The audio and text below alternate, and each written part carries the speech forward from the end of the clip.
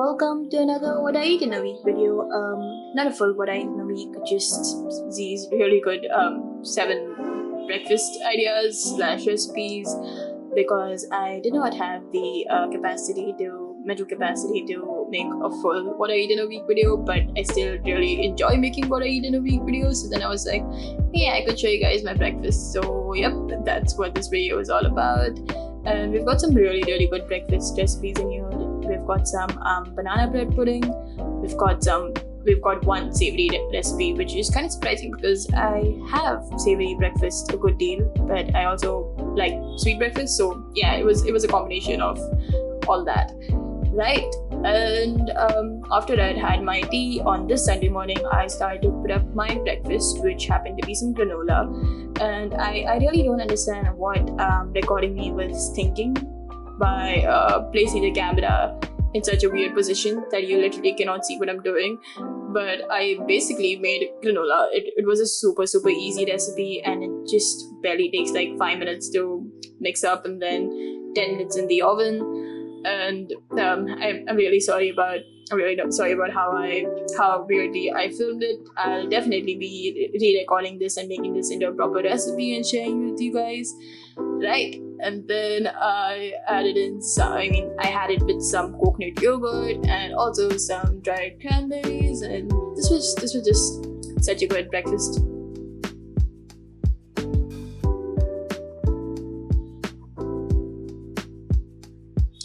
And I've been trying to reread Fahrenheit 451 lately, so that explains why I'm rereading Fahrenheit 451. Wait, how does that explain that? Basically, I've read Fahrenheit 451 before and I'm trying to reread it, so yeah. Then Monday morning started off with blueberry tea, which sounds strange. It is actually very strange. Basically, we got these dried blueberries to try, and the packaging said that you could make a blueberry tea out of it by pouring over hot water onto the dried blueberries, and it was really strange. Kind of sweet, kind of sour. Probably not gonna make it again, but it was okay. I mean. And then I had some peanut butter and jam toast for breakfast, and I got started on making some jam. This is a it's super easy jam recipe that doesn't take a lot of effort.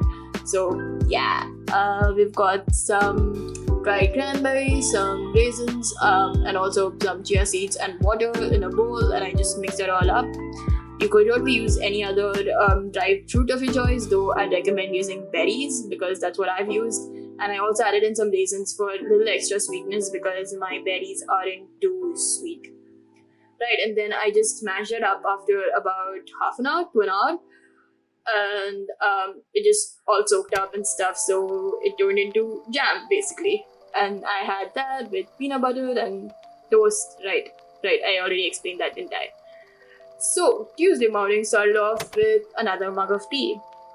This time I decided to go a little green and a little calm, I guess. This was just a soothing greeny, calmy, it was very naturey, cottagecore vibes tea, I guess.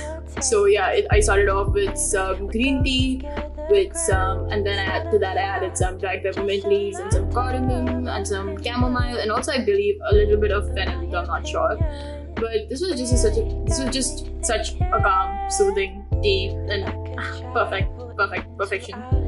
Right. And then I got started on making my breakfast, which is again a bit weird. Okay, very weird. I've heard of zoats before, which is basically zucchini and oats. So yes, I just did that. I grated up a zucchini and added that to my oats, along with some random sliced almonds, random soaked and sliced almonds, soaked and peeled and sliced almonds.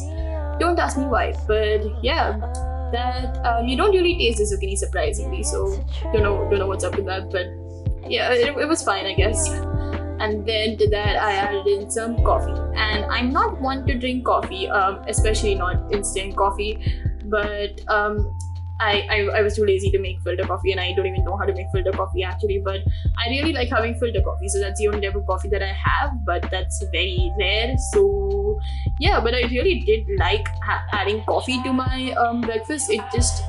It tasted really good. Okay, this combination in general, and I think I might like coffee now, but I kind of forgot about it. I forgot about the fact that I liked coffee because I didn't have coffee ever since. I mean, I haven't had coffee ever since, so I probably should have coffee sometime again.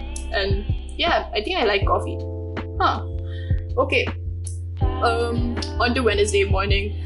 And Wednesday morning started off with a carrot cake porridge of sorts.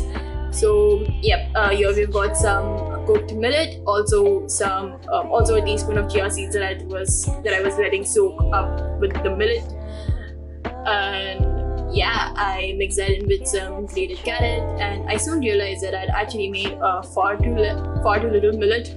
I always mix up the measurements, but yeah, whatever. And then along with that, I topped it off with some coconut yogurt that I mixed in with a little bit of lime juice to kind of create like a cream cheese effect. And then on top of that, for sweetness, I added on some dried soaked figs and also some black raisins. And on the side, I had some some peanut butter, some more coconut yogurt, some sliced almonds, some carrots, some pumpkin seeds, and I'm not entirely sure what else was there in that, but yeah, there was just a snack on the side because my main breakfast felt not too much. Like, it didn't feel like too much. It didn't feel like enough for me. So yeah, that was just what I had on the side. And I also believe I added in some cardamom powder and some cinnamon powder, but I'm not really sure because carrot cake, so that kind of gives me carrot cake vibes. Right, and Thursday's breakfast was definitely my favorite from the entire week. It's amazing banana bread pudding, and this recipe was completely accidental. I intended to make some banana bread, but I ended up making banana bread pudding. But no regret. But I can't remember the word. Yeah, so I mashed up some banana and also added some chia seeds to that, and also some flour. And I completely the order of my ingredients is completely weird. You should ideally be adding the water before the flour and the peanut butter before everything, and mixing up all the liquid ingredients together first before adding the flour. But I don't know why I just I don't know why I made it like this, but I did. So yeah, the measurements to everything will be in the description, and yeah, definitely mix in all the liquid ingredients first and then add in the flour. That would just make it so much easier. And I kept adding the water later on, just kept adding water until it reached consistency that I was happy with, which is just a weird way that I bake. But I know you're supposed to ideally mix in the liquid ingredients first, and at this point I'm just rambling, but basically yeah, I mixed in all that stuff.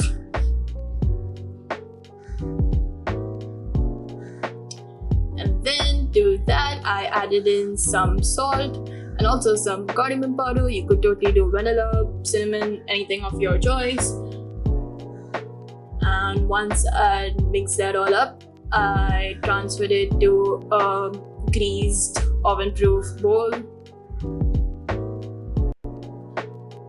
And then I baked that in a preheated oven at 180 for about 20-25 minutes until it had this nice golden brown crust. And I used a toothpick to check on it, pierced it with a toothpick, and then the toothpick came out clean, so that to me was done too. And then I tried to take it out, and if you wanted, you could totally just eat it directly from the bowl, but if you want to take it out, then be sure to grease it. And also at this point I was kind of surprised because I intended to make banana bread, but it became like a pudding. So yeah, that happened probably because of the amount of water I added and because of the chia seeds. So right, I then microwaved it for about a minute because it became far too cold by the time I had taken it out of the oven, and also because it also formed up really nicely in the microwave, so that was great too.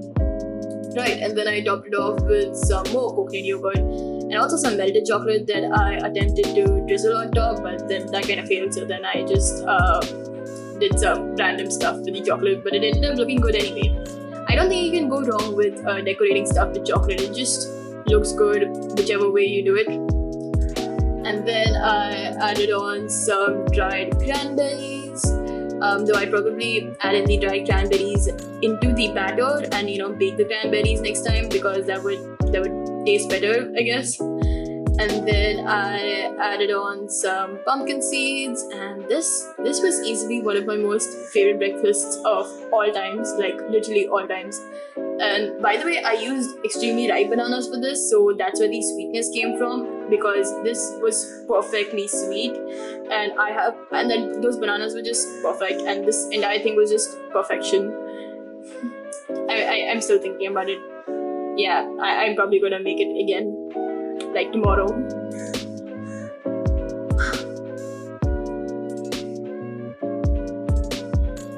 And this was just such a nice chill morning, because I got done with baking this super early, and yeah, baking in general just makes me super happy. So I got done with baking this super early, so I still had plenty of time before school started, and I could truly relish this and also read while I was at it. And I've been reading a couple of books recently, so I've been reading a lot recently basically, so that's why you see so many books featured in this video. And I believe I was reading I don't remember what I was reading. I think I was reading Paddington at no that was not the book that I was reading. I don't know what I was reading at this point. I think I probably was reading Paddington at 410. I'm not entirely sure, but that was probably the book that I was reading. And I'm just obsessed with Agatha Christie right now, so that explains my reading. Right, and then Friday morning I wasn't in the mood to record or really to do anything basically, so that's why my breakfast was just oats and chia seeds and coconut yogurt and dried figs and black raisins. Not super simple, but that's pretty basic for me. And then on Saturday, I again started off with recording some tea footage, because tea footage makes me happy. So, right? And I think this day I just had basic plain oolong tea, so that was nice.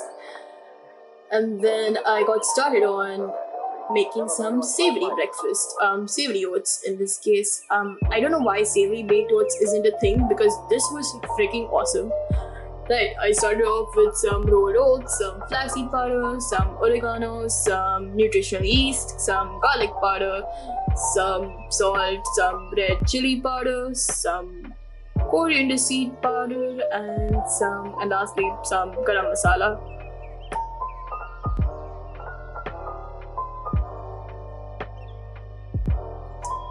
And then to that I added in some grated carrot, because that was the only vegetable I had left. Though you could totally do zucchini. Zucchini would also taste really good. Right, and then I added in some water and mixed that all up. And also the bowl was greased before I mixed in stuff, so yeah, know that. And then I added in some turmeric, because I realized that it wasn't yellow enough and I forgot the turmeric, but I wanted it to be yellow, so And then I topped it off with some pumpkin seeds that I probably should have pressed in better, because the pumpkin seeds were kind of like loose on top. Right, and once I baked that for about 20 minutes at 180 in a preheated oven, so yeah. And then I topped it off with some peanut butter, a nice heaping tablespoon of peanut butter, and some green olive slices, and also a wedge of lime, because I just can't get enough of lime. And since it's savory, lime juice it is.